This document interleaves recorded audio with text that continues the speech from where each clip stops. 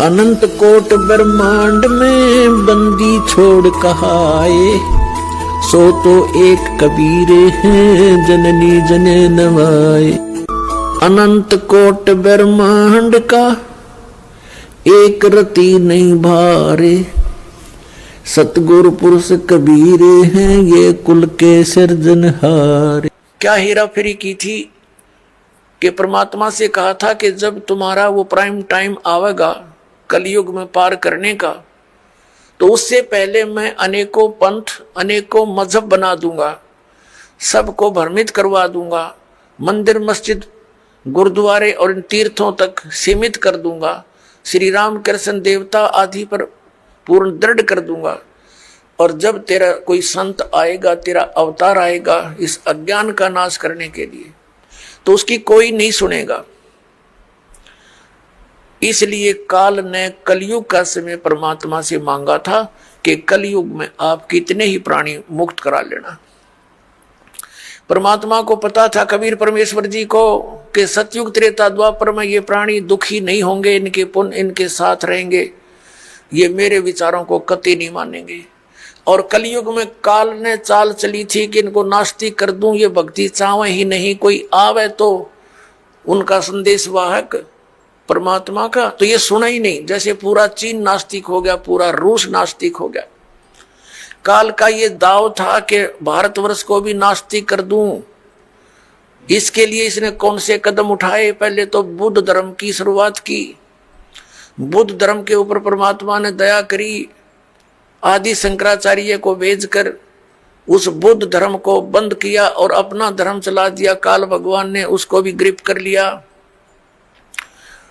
उसने श्री कृष्ण, श्री राम, श्री शंकर जी को supreme power बताकर हमारे ऊपर ये पूरी साधनाएं थोप दी, और फिर साथ में मंदिर, ये तीर्थों और ये धामों की पूजाओं पर लगा दिए, बंदरों की पूजाओं पर। अब परमात्मा बड़े दयालु हैं, ये भी उनका एहसान है श्री आदि शंकराचार्य जी का कि उसने हमें नास्तिक होने से बचा दिया। यदि बौद्ध धर्म भारतवर्ष में फैल जाता तो चीन जैसी दशा आज हमारी होती, हम राम नाम बोल भी नहीं सकते थे। लेकिन बात वही की वही रही, आसमान से गिरे, खजूर पर अटक गए। लेकिन इतना अवश्य रहा कि हम धार्मिकता की तरफ अग्रसर रहे। अब काल ने फिर दूसरा दाव खेला नास्तिक बनाने का। ये जितना राधा स्वामी पंथ, जय गुरुदेव पंथ, विनोद वाला राधा स्वामी पंथ, ताराचंद वाला, और ये सच्चा सौदा सिरसा और जगमाल वाली वाला, और ये अड़क यहाँ पर निकट सी है हिसार के पास है गंगुआ, और ये ठाकुर जी, ये कृपाल सिंह जी, ये सारे एक ही कुएं का जल है। श्री शिवजाल जी के विचारों से प्रभावित हैं, उसी के आधार से प्रचार करें। अब ये क्या करते हैं, जैसे अपने हिंदू धर्म के सबके घरों में एक जोत जला करती देसी घी की, ये तो आम देखा होगा आपने। तो इन्होंने राधा स्वामी, धन धन सतगुरु वाला ने, जय गुरुदेव वालों ने, ये ताराचंद वाला ने वह भी बंद करवा दी। इन्हों कही ये जोत नहीं जलानी, हमने तो अंदर जोत जलाएंगे। बताओ, वो थोड़ा बहुत हवन यज्ञ का लाभ था, होना था, पुण्य बनना था, वो भी बंद करवा दिया। और इनका ज्ञान आपके पास है, वो कैसे वचन सुनाते हो, सतनाम वही सतनाम है, वही सतपुरुष, वही सार शब्द, वही सार नाम, वही सचखंड, वही सतलोक, वही राधा स्वामी। ये इनकी अकल देखो। इन ज्ञान तो सब सदग्रंथों से अलग कर दिया। इनकी एक और थ्योरी है। इनके महापुरुष कहते रहे हैं कि हमने वेदों और गीता को पढ़ने की आवश्यकता नहीं, हमारा ज्ञान तो इनसे आगे का है। जो थोड़ा बहुत गीता जी को नित्य पाठ करके ज्ञान यज्ञ का लाभ मिलना था, वो बंद करवा दिया। इन ग्रंथों से नफरत करवा दी। तो ये पक्के काल के दूत थे। अब कुछ वर्षों के अंदर आप देख लेना, अगर ये नहीं इस मार्ग पर लगे तो सब नास्तिक हो जाएंगे, चीन जैसी स्थिति हो जाएगी इन लोगों की। लेकिन अब परमात्मा दया करेंगे, सबको ये ज्ञान स्वीकार करना पड़ेगा, नहीं तो इस मनुष्य जीवन को नाश करके वो बहुत कष्ट उठाएंगे जो इस ज्ञान को स्वीकार नहीं करेंगे। दास कोई उनकी बुराई में नहीं बोल रहा, इस दास को ये पता चल गया कि ये सभी हम एक पिता की संतान हैं। और यहाँ का जो काल भगवान है वो नहीं चाहता कि इनको यथार्थ ज्ञान हो। सदग्रंथ हमारे पास है और गुरु हमने बना रखे। हमारे हिंदू धर्म के गुरु हमें नहीं बता पाए सदग्रंथों में क्या प्रमाण है, इसके विरुद्ध लोक वेद सुनाकर हमारा बट्ठा बैठा दिया इन्होंने। तो दास का उद्देश्य सभी पुण्यकर्मी प्राणियों से है, यही है कि आप जी सच्चाई को ग्रहण करें, पूरा अच्छी तरह जांच करें जो दास शब्द बोलता है, और फिर इस तत्व ज्ञान को ग्रहण करें और अपना कल्याण करवाएं। तो पुण्यात्माओं, प्रसंग चल रहा है कि ये वो समय है, अब इस अधर्म का नाश होगा और धर्म का विकास होगा। धर्म और धार्मिकता शास्त्र अनुकूल साधना करने से ही ऊपर उठेगी। अभी तक हम शास्त्र विधि को त्याग कर मनमाना आचरण कर रहे थे, जिस कारण से हमें भगवान से मिलने वाला लाभ नहीं प्राप्त हुआ, और हम भगवान को भूलकर फिर हम स्वयं अपना लाभ प्राप्त करने के तरीके खोज लिए। जैसे किसी को टेंशन होगी तो वो गुट्टी लगाने लग गया, शराब पीने लग गया, टेंशन खत्म करने के लिए। जो निर्धन है वो पहले संतों के पास जाते थे, परमात्मा की विधि प्राप्त करते थे, संकट निवारण के लिए भी संतों के पास जाते थे। तो उनको जो साधना बताते थे, जो सही संत होते थे, तो उनको उनसे राहत मिलती थी। तो फिर वो व्यक्ति परमात्मा पर दृढ़ रहते थे। अब हम क्या करते हैं, संतों के पास जाते हैं, वो हमें साधना विधि बताते हैं, उनके द्वारा बताई साधना विधि को हम खूब तसल्ली से करते हैं, लेकिन राहत कुछ मिलती नहीं। तो हम दूसरे के पास जाते हैं, वहाँ से भी इसी प्रकार उनके द्वारा बताई साधना को हम करते हैं, फिर कोई लाभ नहीं होता। तो लास्ट में फिर हम क्या सोचते हैं, स्वयं ही धनी बनना चाहते हैं। टेंशन बुलाने के लिए तो गुटी लाने लग गए, दूना पाप कर लिया इकट्ठा, और फिर धनी बनने के लिए रिश्वत, मिलावट, चोरी, ठगी, ये बकवाद शुरू कर दी। तो ये दूने पाप के भागी बनेंगे हम, उनसे लाभ तो होना ही नहीं। जैसे मान लीजिए किसी व्यक्ति ने 2 नंबर का काम करके, मिलावट करके, या 2 की वस्तु को 20-50 में बेचकर पैसा इकट्ठा भी कर लिया, तो फिर उसके साथ क्या बनेगी?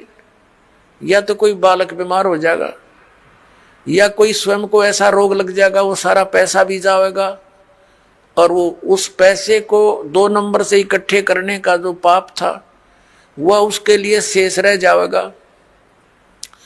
एक व्यक्ति ने बताया कि जी मैं बहुत नालायक व्यक्ति था,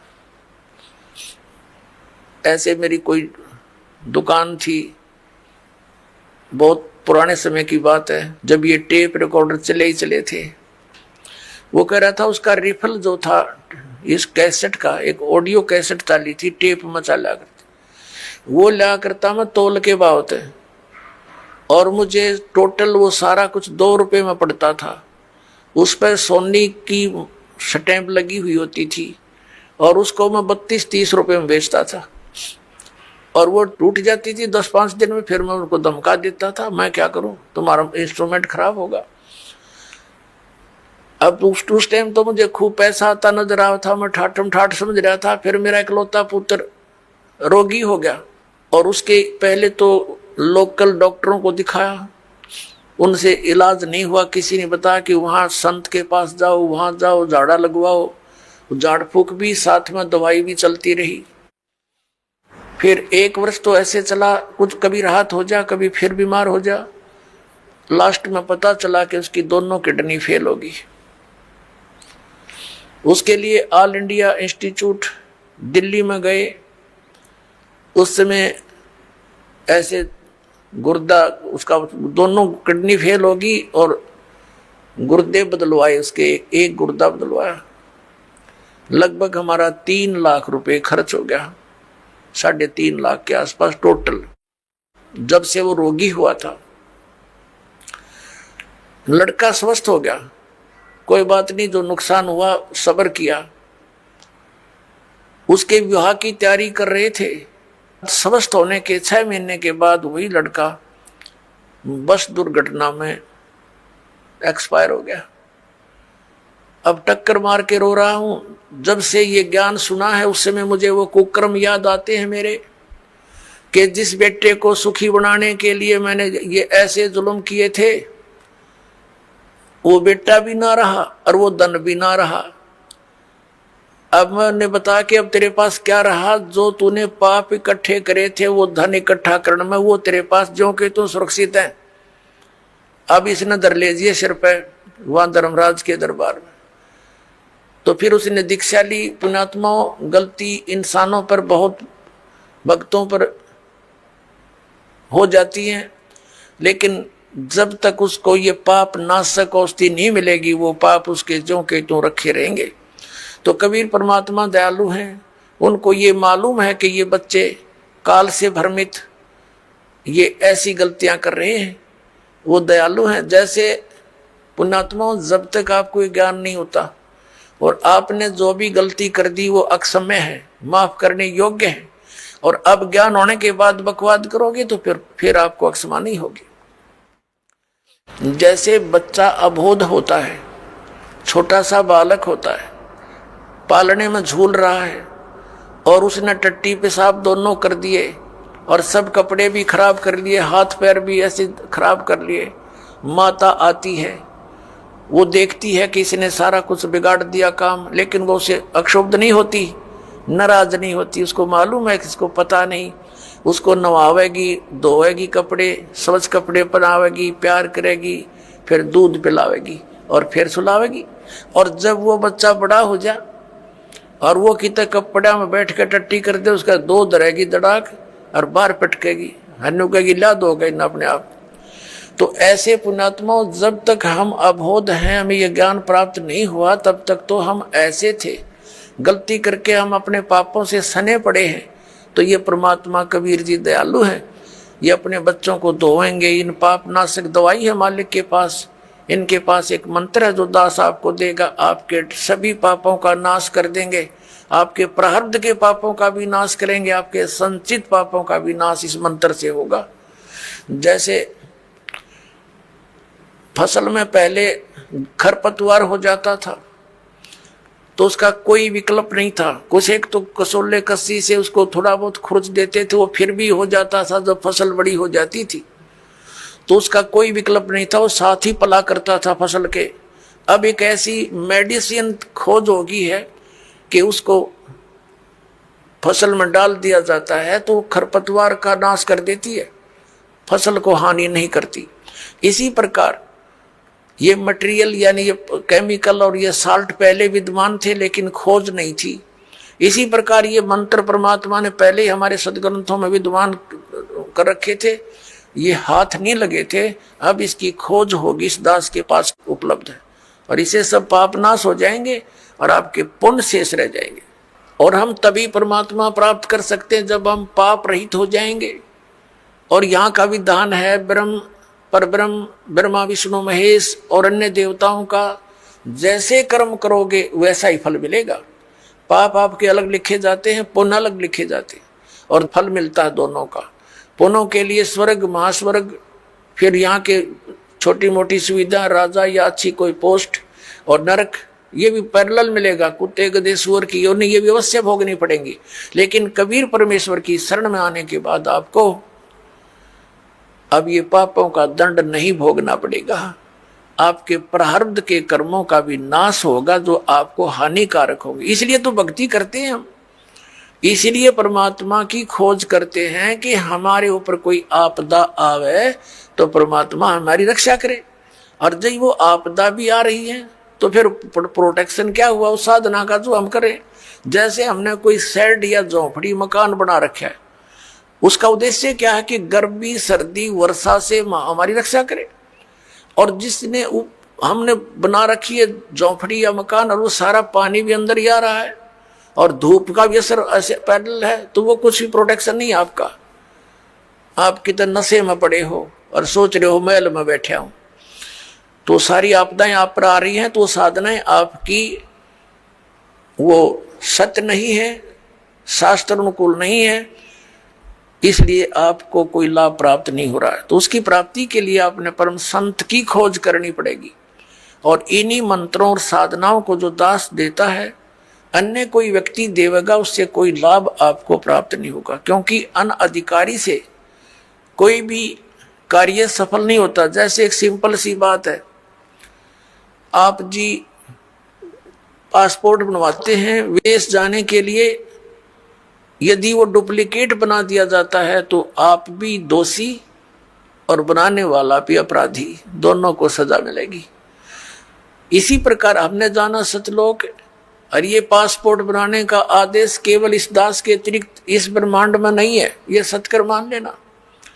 और इसके अतिरिक्त जो भी कोई नाम दान साधना दे रहा है वो शास्त्र विदिता का मनमान आचरण है उनका, और वो डुप्लीकेट नाम दे रहे हैं, उनसे कोई लाभ आपको नहीं होना। और इन मंत्रों को भी यदि इस दास से कोई प्राप्त कर चुका है और वो दुष्ट आत्मा स्वयंभू संत बनकर उनको आगे दान कर भी रहा, तो डुप्लीकेट पासपोर्ट बना रहा है वो, उससे भी आपने बचना है। इसी कहते काल हमारा भट्ठा बंटवाता है, ये पैरेलल खड़ा कर देता काल के दूतों को। भगवान आए थे, एक कबीर पंथ चला था, उसके बाद काल ने 12 कबीर पंथ चला दिए, सबको भ्रमित कर डाला। परमात्मा कबीर जी वाली एक भी साधना उन पंथों में नहीं, नाम कबीर पंथ है।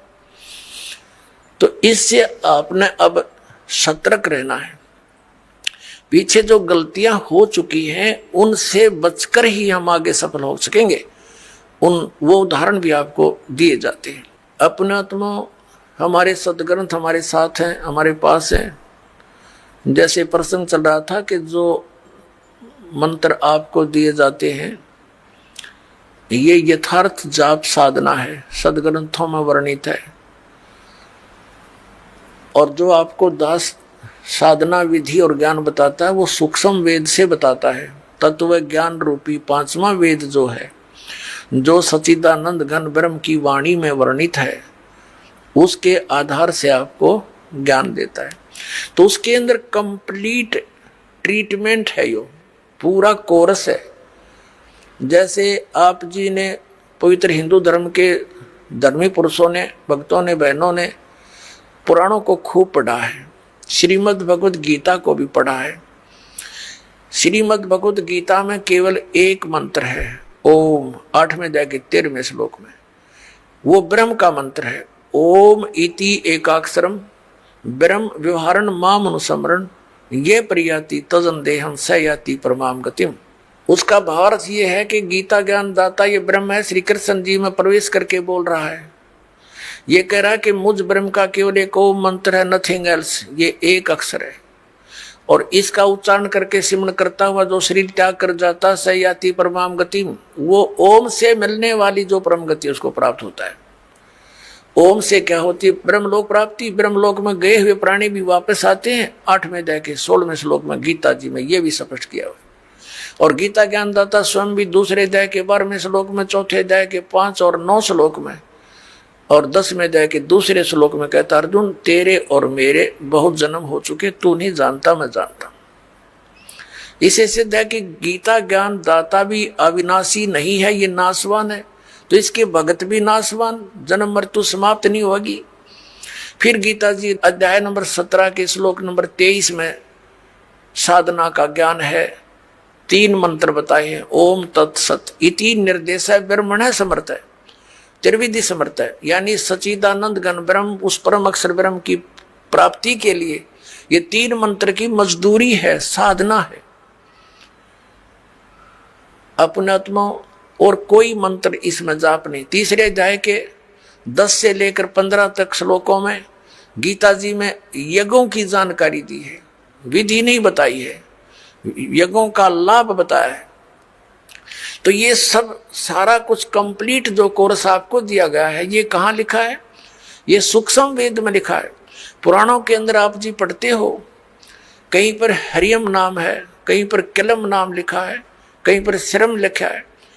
ये कहीं कोई जाप करने का बताया, कहीं ने किसी ने कुछ बताया। तो परमात्मा ने आकर के सतयुग के प्रथम चरण में ब्रह्मा जी आदि कईयों को मिले थे, वो महापुरुषों को मिलते हैं, उनका गुण है। तो उनको ये कंप्लीट प्रथम मंत्र देने की बताने की चेष्टा की थी, तो उन्होंने उनको स्वीकार ना करके उस में से अपने अपने स्वार्थवश मंत्र निकाल लिए और उनकी साधना शुरू कर दी। और ये ऐसे जो मंत्र हैं, स्ट्रॉन्ग मंत्र हैं, इनके जाप से शीघ्र ही लाभ प्राप्त हो जाता है। जैसे एक बार ये दास एक शहर में पाठ कर रहे थे, पर गांव गांव में, घर घर नगर नगर में जाते थे हम, श्रद्धालुओं के 3 दिन पाठ करते थे, सत्संग सुनाते थे, सब परिवार को बिठाकर समझाया करते थे। तो उनका एक पड़ोसी था, उसको बुला लिया, कहा जो आप भी सत्संग सुन लो, ज्ञान सुनो। सत्संग सुनने के बाद वो पास में आकर बैठ गया। 5-7 भगत थे। वो कहने लगा मुझे तो वो मंत्र दे दे जिसमें नरी माया माया इकट्ठी हो, और नहीं चाहिए हमने कोई भी, मोक्ष मास की मुझे जरूरत नहीं। तो ये इस टाइप के व्यक्ति हैं, वो उन्होंने ऐसा ही कर लिया। पहले जैसे एक मंत्र सिलेक्ट कर लिया, किलम, इसकी साधना करी, इसे सिद्धियां आ गई। उस सिद्धि एक हल्दी की गांठ प्राप्त करके पंसारी बन गए, कर लिया ना सपना भी। फिर किसी ने दूसरा मंत्र शुरू कर दिया, श्रम श्रम करेंगे, तो उससे ये दुर्गा का मंत्र है, इससे शक्ति माया की सिद्धि हो जाती है, छोटा मोटा कार्य सिद्ध हो गया, फिर चौड़ चपट। तो ऐसे यू काम बिगाड़ रखा था। अब ये कंप्लीट कोर्स आपको दिया गया है, इसको ऐसे ही करना पड़ेगा, क्योंकि यदि हम एक सूंठ खाएंगे, सौंठ, तो वो सौंठ का ही गुण देगी, और उसको अन्य औषधियों के साथ मिलाकर प्रयोग किया जाएगा तो उसका गुण बदल जाता है। ठीक इसी प्रकार हम इस विधि को प्रयोग करेंगे, इस प्रकार से हम साधना करेंगे तो उसका फल होगा। जैसे आज प्रसंग चला था कि प्रथम मंत्र भी आपको दिए जाते हैं, और सतनाम के अंदर भी उन्हीं मंत्रों का कुछ समावेश है। तो कुछ भोली आत्मा ये भ्रमित हो जाते हैं कि बताओ वो नाम भी उधर भी वही है, उलट पुलट करके यहाँ दे रखे। इनमें बहुत अंतर होता है। जैसे एक आयुर्वेद में लिखा है कि शहद और घी को यदि समान मात्रा में मिला दिया जाए तो विष बन जाता है, और उसको विषम मात्रा में बनाया जाए तो वो अमृत बन जाता है। जैसे 2 चम्मच शहद और 1 चम्मच घी डाल दिया तो अमृत बन गया, और दोनों 1-1 चम्मच मिला के खा लिया तो विष का काम करता है। तो इसी प्रकार वेद को पता होता है कौन सी औषधि किस प्रकार मिलाने से ये गुण युक्त होती है। तो ये दास इस अध्यात्म मार्ग का वेद है। आप एक सिंपल समझो, आप जन्म मरण रोग के रोगी हो, ये दास वो वेद है जिसको कंप्लीट कोर्स याद है इस जन्म मृत्यु के रोग के नाश करने का। और आज तक या तो भगवान को ज्ञान था, या परमात्मा जिन महापुरुषों को मिले वो कौन कौन है, आदरणीय धर्मदास साहिब जी, आदरणीय नानक साहिब जी, आदरणीय मुलुकदास साहिब जी, आदरणीय दादू साहिब जी, आदरणीय गरीबदास साहिब जी, गांव छुडानी, जिला जज्जर हरियाणा वाले, आदरणीय गीसा दास साहिब जी, गांव खेकड़ा, जिला मेरठ उत्तर प्रदेश वाले। इन महापुरुषों की तो दास को जानकारी है कि इनको मालिक आकर मिले हैं, इनसे संपर्क साधा है, और इनको वही ज्ञान दिया जो दास को दे रखा है। लेकिन इनको थोड़ा सा एक प्रार्थना की थी भगवान ने कि तुम इन मंत्रों का जाप कीजिए, लेकिन आगे जो सतनाम और सारनाम है ये भी सार्वजनिक नहीं करना। लेकिन वो महात्मा प्रथम मंत्र का जाप देते थे, लेकिन बीच बीच के 5 नाम ही देते थे, जो आपको 7 मंत्र अब बनाकर दिए जाते हैं। इसलिए गुरु ग्रंथ साहिब में उन 5 मंत्रों का और 5 धुनात्मक शब्दों का जो जिक्र है वो इन्हीं कमलों के अंदर, सभी भगवानों के इनमें कमलों में ये धुन हो रही है। जैसे आप देखोगे राष्ट्रपति भवन में भी एक धुन चलती रहती है, और गवर्नर भवन में भी एक धुन चलती रहती है, कंटिन्यू चलती रहती है। अब तो ऑटोमेटिकली इंस्ट्रूमेंट बन के, पहले विशेष ड्यूटी लगाई जाती थी नौकरों की, वो उनके वहाँ एक विशेष प्रकार की राष्ट्रीय धुन का हमेशा चालू रखते थे। तो इस प्रकार इन सभी भगवानों के इन कमलों स्थानों पर जहां जहां ये इनके लोक है वहां ये धुनें हो रही है, उनका फिर हम सुन रहा है इस टेलीविजन में, हमारे शरीर में। जैसे कोई भी कार्यक्रम कहीं हो रहा है तो टेलीविजन पर हम यहाँ देख रहे हैं, लेकिन वो टेलीविजन में नहीं है, वहां तो हम देख रहे, सुन रहे हैं, वो वास्तव में कहीं और होता है। तो ऐसे ये मंत्र हैं। तो पुण्यात्मा जो दास आपको मंत्र देता है, जो ज्ञान देता है, ये बिल्कुल फाइनल समझ लेना। और उपदेश प्राप्त होने के बाद केवल आप दास जो आदेश आपको दे उसका पालन करना है, उसमें अग्रम मग्रम नहीं करनी, नहीं तो फिर आप भक्तिहीन हो जाओगे। तो कहने का भाव यह कि आज का जो सत्संग चल रहा है किस उद्देश्य से है कि ये वो समय है जो हमें मोक्ष प्राप्त कराएगा। परमात्मा ने कहा था 600 वर्ष पहले जब मालिक कबीर परमेश्वर जी आए थे कि जब बिचली पीढ़ी आवेगी धर्मदास जी कि तब तक तू इस मंत्रों को छुपा के रखना, इस मूल ज्ञान को भी डिक्लेयर मत करना तुम, नहीं तो इन काल के भेजे हुए दूतों के ये मंत्र और ये नाम ज्ञान सब हाथ लग गया तो वो भी यही प्रचार करते पाओ। जैसे राधा स्वामी पंथ है, डेरा सच्चा सौदा सिरसार, ये जगमालवाड़ी, ये कृपाल सिंह ठाकुर सिंह, और ये ब्यास वाला डेरा जय गुरुदेव, और ये भिवानी वाला, दनौद वाला, जो ताराचंद वाला, ये सारे श्रद्धालु बेचारे चले तो थे भगवान पाने के लिए, लेकिन ये शिवजाल का